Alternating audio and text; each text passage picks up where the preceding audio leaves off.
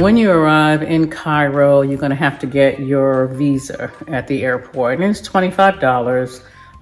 You need the visa for Egypt. You're going to get that upon arrival. They accept cash.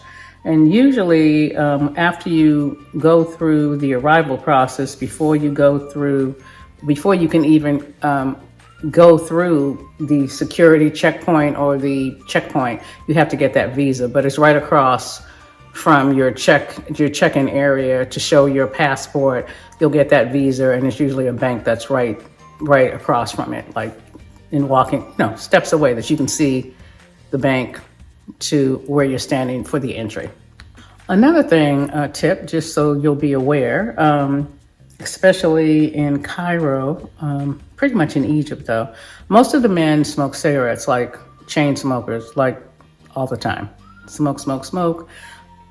So if you're a person that smoke really irritates you, I don't know if you want to have your mask on, but yeah, smoking, you'll see a bus driver going by and he's got a cigarette hanging out of his mouth. So just remember, it's different. So, I mean, our guys were respectful, but you saw them running over there to get their cigarettes. They wouldn't smoke in your presence or, of course, in the van, but that is something that's very common, is smoking cigarettes. The other tip I have when you go to Egypt, and this doesn't make any difference if you're in Cairo or Aswan or Luxor, doesn't make any difference. When you go to the bathroom, there's no toilet paper. No. And so even when we went into the Egyptian museum, which I'm assuming because you paid to get into the museum that the toilet paper would be free, but no, it is not. So I was getting scolded and I had no reason, didn't know what the reason was. Of course, she was speaking in their language and I didn't know what she was saying. And so anyway, yeah. And then when they give it to you, it's one of these things where it's 1 and then 2. That's it. If you have to do anything more than pee, you're going to have a problem. Also, when you come out, there's no paper towel to wipe your hand. So again, our tour guide, though, after we went to other tours throughout Cairo, he went ahead and gave us 10 Egyptian pounds so that we'd have that to pay the attendant to get those 2 swipes of toilet paper. And then we also did a trip to Jordan, to Petra, and there was sometimes toilets that had no actual seat. And then don't forget, you still have to pay for toilet paper. And so your best bet is to take some toilet paper from the hotel, put it in your backpack, or because that way you can also rinse your hand and then wipe them off, and also bring hand sanitizer or hand sanitizer wipes that you can bring in your backpack. It will make your life a lot easier. Take my word for it, because I was totally shocked that every single place expects you to pay to get toilet paper. So it's like a little young boy is standing out there and he's going to give you those 2 swipes, and that's all you're getting. So that's that. Another tip is everybody's trying to sell you something there in Egypt. So there's hustles everywhere is what I'm trying to say. And they teach them at a young age. They're all coming up to you all at the same time. So every tourist place that you go to, every museum, a lot of the exits have a bunch of shops, and when you're going to have to walk through because that's where the exit is. So that's everyone approaching you at one time, saying $1 or $5. And of course, when you go to negotiate or you get that item, it's going to be more than $1. And you definitely don't want to have large bills if you do decide to stop. So you want to have things like $1 or $5, so you can just make it easy. You can say no, but they're very aggressive. But definitely just keep it moving. Say no, even though they know what no means. They continue to sometimes even follow you. So just be prepared to bargain or haggle for the item that you want.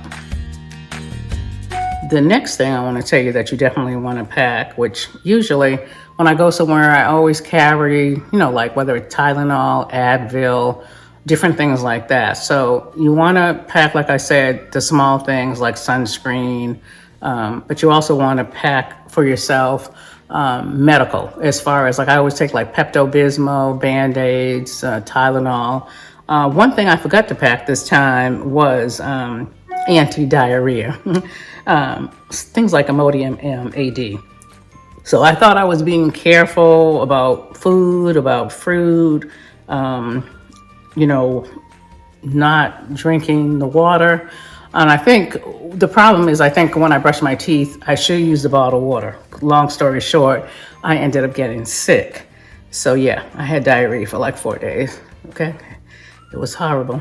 Thank goodness our guide was nice enough to take us to the local pharmacy. So I was able to get basically anti-diarrhea medicine. My travel companion is a GI doctor, and one of the medicines that they gave, he said that would be a prescription medicine in the United States. But anyway, as I said, make sure you carry all your little small, like I said, whether it's Pepto-Bismol or an antacids for upset stomach. And again, make sure you get your anti-diarrhea medicine. You'll need that and you'll thank me later. Even though, like I said, you think you're being careful of everything you eat, things can happen, which happened to me. But you didn't make the trip that great in some of the days, only because I had to not eat at all and just basically drink fluids. So keep that in mind. Bring your little supplies with you. While we were in Aswan, we got to go to the Nubian village. And that's a different culture. It's the indigenous Nubian people. And so they have their customs, their traditions. It was different, very colorful. So we got to go into one of the homes there, and the family allowed us to walk through the house. It's very small, dirt floors. Something that was very different is that they had crocodiles in the house as pets, in tanks, like huge crocodiles and smaller ones and babies. And my cousin, my traveling companion, she put one, you could actually hold the mid-sized one, and she actually held it over her head and took pictures with it. I passed on that. Not a crocodile fan. I was going to say that. But it was really interesting there. There's a lot of shops when you leave the house. You can buy different things from the local vendors there. It's just funny to see like all the kids riding. It was like, you're thinking, I don't know. I just didn't think that camels would be ridden. They were riding them really quickly. Like all the children under 15 all had their camels and they're all riding through. So that was just different. But it's something to actually see when you're there as well. So check that out. They have their own history and they can speak, I believe it's 2 different languages there.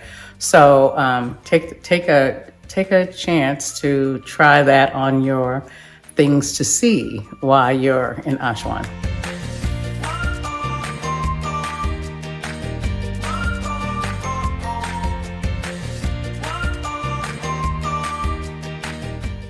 When you're in Cairo or Aswan, make sure you get a chance to either go to have a cocktail or lunch. We got to stay there one night. It's called the Old Cataract Hotel. It was built originally in 1899, but it's where Agatha Christie wrote The Death of the Nile, and she stayed there and wrote one of her best books ever. They have a tour at 6 o'clock in the evening to visit her suite. So you get to see the beautiful view that she had overlooking the Nile. And you get to also visit Winston Churchill's suite. He had stayed there several times. So something to check out when you're there. It's just breathtaking. It's just amazing. It just takes you back. It's like you're going back in time. Elegant, beautiful. Check it out.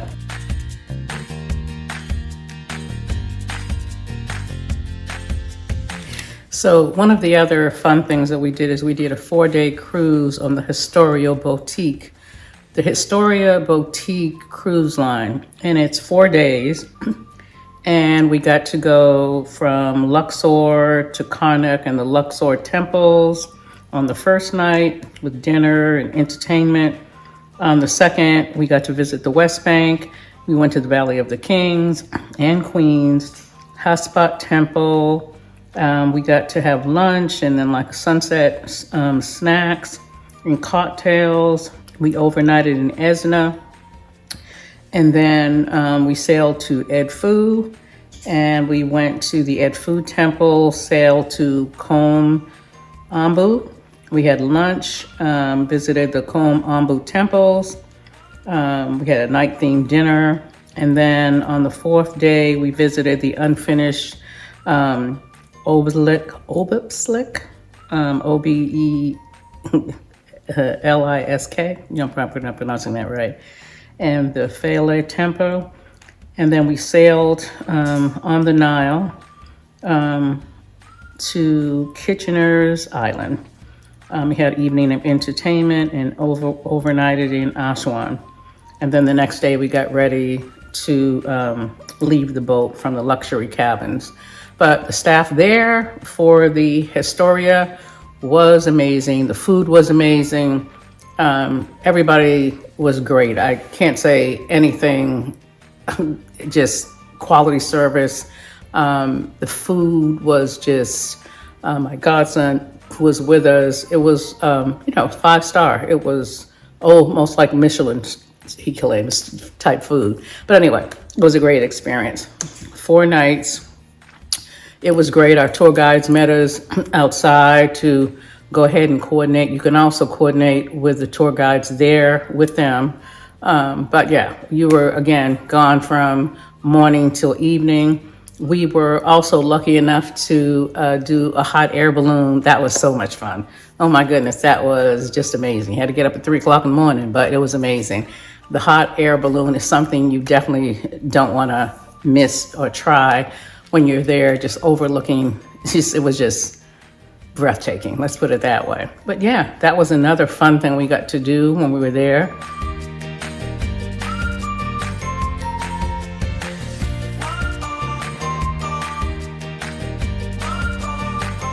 Early in the morning, we're in Luxor.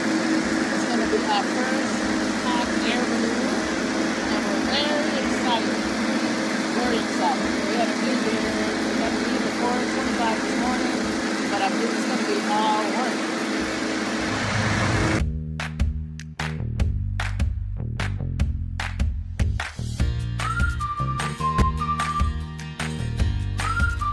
Sharm El Sheikh was our last stop before we came home. We stayed there, I believe it was 4 nights. The hotel itself is like, the compound is beautiful. The restaurants, the staff, I mean, they actually have villas there that people rent, but there's just so much to do on the property. It's very relaxing, totally different than when you're, say, in Cairo, Luxor, or Aswan. This is more of a laid-back environment. They even had some gambling casinos out there, but this is more of a laid-back scuba diving, beach time, you will say, when you're there in Sharm El Sheikh. That experience also is just breathtaking. I don't know how they keep the grounds the way they do, so beautiful with the heat that they have there. And of course, as if you don't know, I mean, it rains only like maybe once a year in Egypt. So the grounds are impeccable, the flowers, the greenery there. But again, the staff themselves, I got a chance to go to the spa there and I had a massage. It was also amazing. So actually one of the best massages I ever had in my life. It was one of the best massages that I've ever had. But that's also, if you want something more laid back, not like the city in Cairo where it's hustle bustle and, just congestion. That is more of a laid back, probably for a person who, say, a honeymoon or an anniversary, where you're pretty much more, like I said, poolside, or in the ocean, or scuba diving, things like that. But that place is totally beautiful, totally different. Like, you went from one world to the other world when we're talking about Egypt. So that's something to check out, and I'll share some of the pictures there. They even had like a trolley or a train there at this particular Four Seasons. So that was just, yeah, it's another awesome thing.